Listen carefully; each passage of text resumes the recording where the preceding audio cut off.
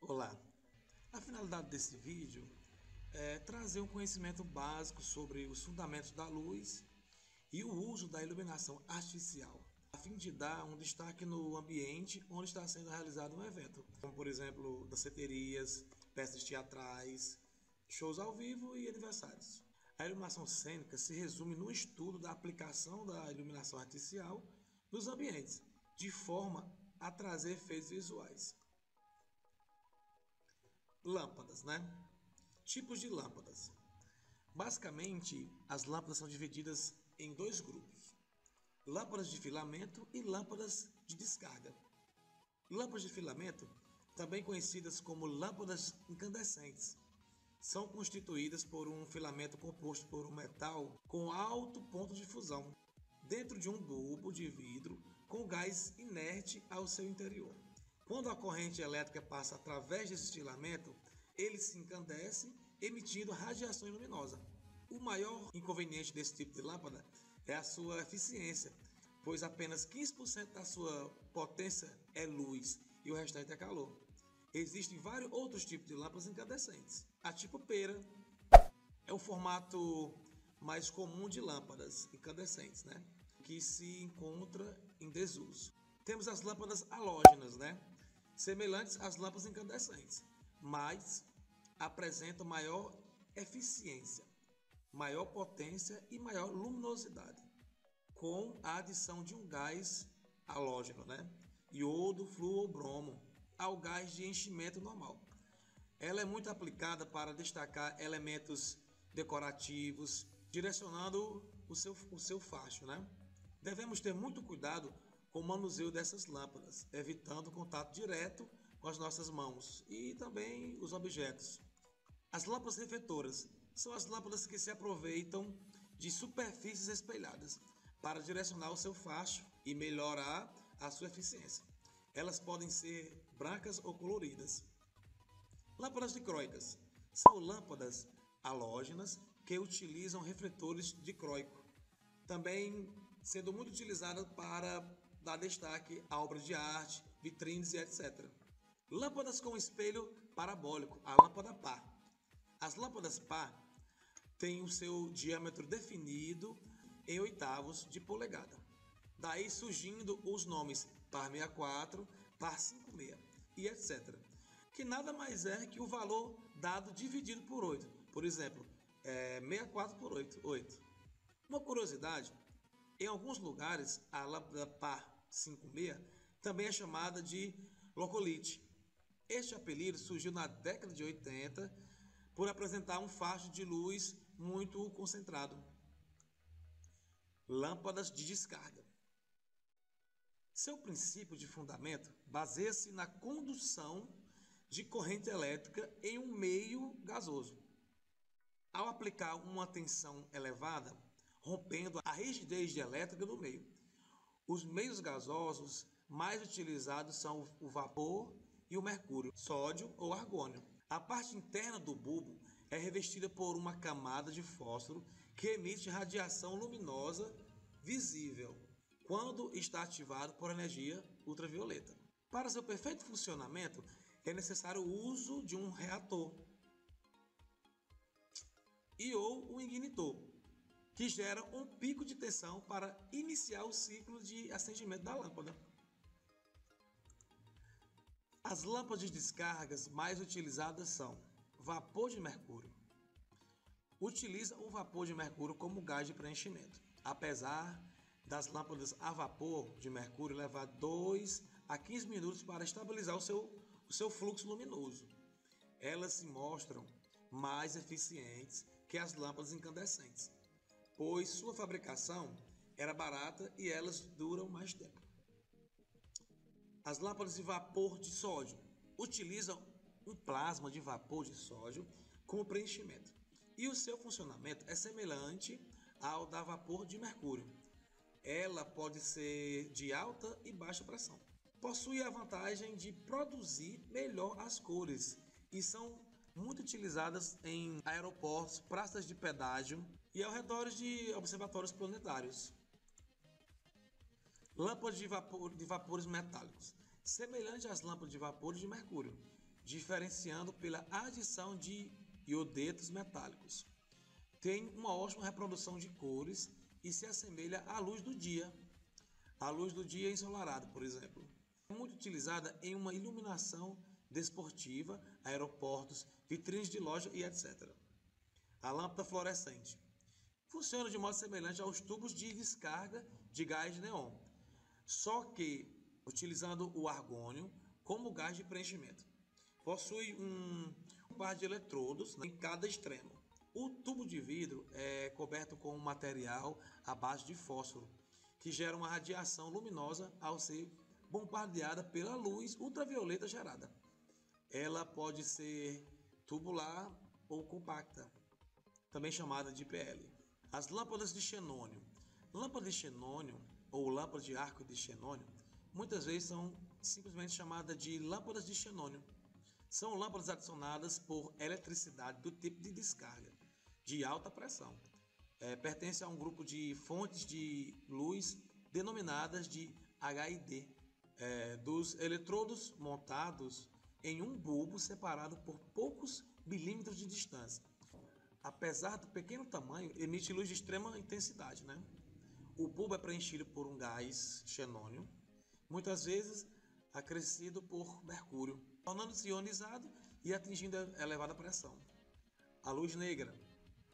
A luz negra, ela emite uma radiação luminosa invisível, ultravioleta, que quando encontra uma superfície à base de fósforo, torna-se essa superfície brilhante. Esse efeito é muito apreciado nos bailes, quando se deseja uma iluminação mais suave. Além das lâmpadas de filamento e das lâmpadas de descarga, existem outras variações de tecnologia para a obtenção de radiação luminosa. Dentre elas, podemos citar lâmpada mista. Reúne as vantagens da lâmpada incandescente, das lâmpadas fluorescentes e a de vapor de mercúrio. Consiste em um bulbo preenchido com gás e as paredes internas revestidas com fósforo, contendo um tubo de descarga em série com filamento de tungstênio, dispensando o uso de roteador e ignitor, já que o filamento limita a passagem da corrente elétrica. Diodo emissor de luz, o LED, né? O diodo emissor de luz é um semicondutor que emite radiação luminosa visível ou não visível, quando seus terminais são polarizados diretamente, né? No início, eles eram apenas utilizados para indicar um estado on-off, ou seja, ligado ou desligado dos equipamentos eletrônicos, intensidade de nível de sinal e etc. Mas, com o avanço tecnológico, foram desenvolvidos LEDs de alto brilho, que estão substituindo hoje, né, gradativamente as fontes luminosas convencionais. A maior vantagem das lâmpadas de LED é a sua durabilidade. Fibra óptica, inicialmente utilizada para a transmissão de sinais de dados, voz e imagem. Hoje em dia está sendo explorada na iluminação decorativa, sendo utilizada em ornamentações de piscinas, balizamentos, efeitos de céu estrelado e etc. Para uma utilização de fibra óptica como iluminação, é necessário de uma fonte luminosa, normalmente lâmpadas de iodeto metálicos ou halógenas. Uma fibra óptica de vidro ou plástico de alta pureza e um terminal óptico da extremidade de fibra, né? Lâmpadas de refletores de iluminação são geralmente muito caras. Por essa razão, devemos nos preocupar com cuidados de manuseio. Apesar de estar sendo já mudada para o LED, mas ainda existe sim refletores, né, e aparelhos como lâmpadas. E também há uma necessidade, né, de aquecimento das lâmpadas antes de ensaios e espetáculos. Também quero falar sobre a manutenção desses itens. Se você reparar, vai notar que a maioria das lâmpadas de PCs, Fresnels, que são aparelhos que vamos já mostrar aqui, são halógenas, isto é, são construídas a partir de bulbos, cristais de quartzo, com filamento de tungstênio. São chamadas de halógenas porque possuem gases halógenos no interior do bulbo, que são geralmente menores que as lâmpadas convencionais. menores porque esse gás ou gases permitem que os elétrons desprendidos durante o aquecimento retornem ao filamento, aumentando a vida útil da lâmpada. No manuseio dessas lâmpadas, devemos tomar muito cuidado de não deixar nenhum resíduo, como por exemplo a gordura do próprio dedo. Geralmente a gente pega com luva ou com flanela ou com qualquer outro tecido que não entre em contato direto com a mão e o filamento, né? A lâmpada halógena. Se por acaso houver algum ponto de acúmulo de sujeira, provavelmente o bulbo de cristal irá destemperar pela diferença da temperatura. Isso fará que o local da sujeira no cristal da lâmpada, né, tenha um maior aquecimento, provocando o inchaço do filamento, do vidro da luz, do bulbo, né? Posteriormente, na diminuição da vida útil e, consequente, a queima mais rápida da lâmpada, devido àquela sujeira, à gordura que ficou impregnada naquele canto específico da lâmpada. Vamos agora aos equipamentos, né? Que também é uma parte importante de conhecer uns equipamentos que a gente possa utilizar nesse início de iluminação e os equipamentos que são mais usados também, né? O plano convexo. Equipamento mais comum nos teatros é o famoso PC ou plano convexo, né? Ele leva esse nome que utiliza uma lente plana convexa para fazer com que os raios luminosos tenham uma incidência focalizada em determinado campo, né? E produzam uma fonte luminosa bastante definida. Sua utilização é bastante variada, pois esse equipamento possui grande versatilidade. Tipo gerais, que eu falei, que já é a iluminação branca geral do palco, né? Banhos determinados, focos com difusão, é a luz chamada luz dura, né? Focos indefinidos, a luz sofre, né? Também o backlight, que é a contraluz, que é aquela luz que fica atrás, dependendo da proposta da peça, né? Ou da ornamentação de luz que o iluminador está fazendo. E também podem ser criados com esse pincel. Para a criação de luz software, adiciona-se filtros difusores ou silk, né? Assim como para desenhos retangulares, utiliza-se bandor, que essas pecinhas que estão do lado dele, né? Que essas pecinhas elas vão ajustar a luz para não vazar a luz lateral, luz em cima, luz embaixo, dependendo da proposta, né? Outros efeitos podem ser conseguidos com práticas e experiências, tais como sombras projetadas, vitrais projetados, máscaras de luz e etc. Fresnel. O Fresnel leva esse nome devido à sua lente, né? Invertida, inventada pelo físico francês Auguste Fresnel. Como plano convexo, o Fresnel é o equipamento cujo sua luz pode ser considerada dura. Porém, devido às características difusoras de sua lente, o equipamento fornece um detalhamento focal menos acentuado, diminuindo a iluminação do centro à periferia da luz, né? Muito útil na construção de gerais, que é aquela luz frontal também, ou geral do palco, né? E contraluzes, né? Banhos e house. O Fresnel é o tipo de equipamento essencial dentro dos teatros, sendo sua luz mais suave, suas sombras são menos definidas, para fazer a menor definição do contraluz, né? Encontramos esse tipo de equipamento em utilização nos teatros, estúdios de vídeo, TVs, cinemas e etc. Suas potências variam muito e no cinema cria uma iluminação muito apropriada para efeitos de luz do dia, como utilização de lâmpadas AMI de alta potência.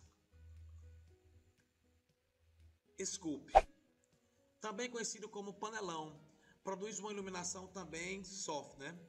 Sua luz abrange uma grande área, também utilizando o preenchimento Fill Light.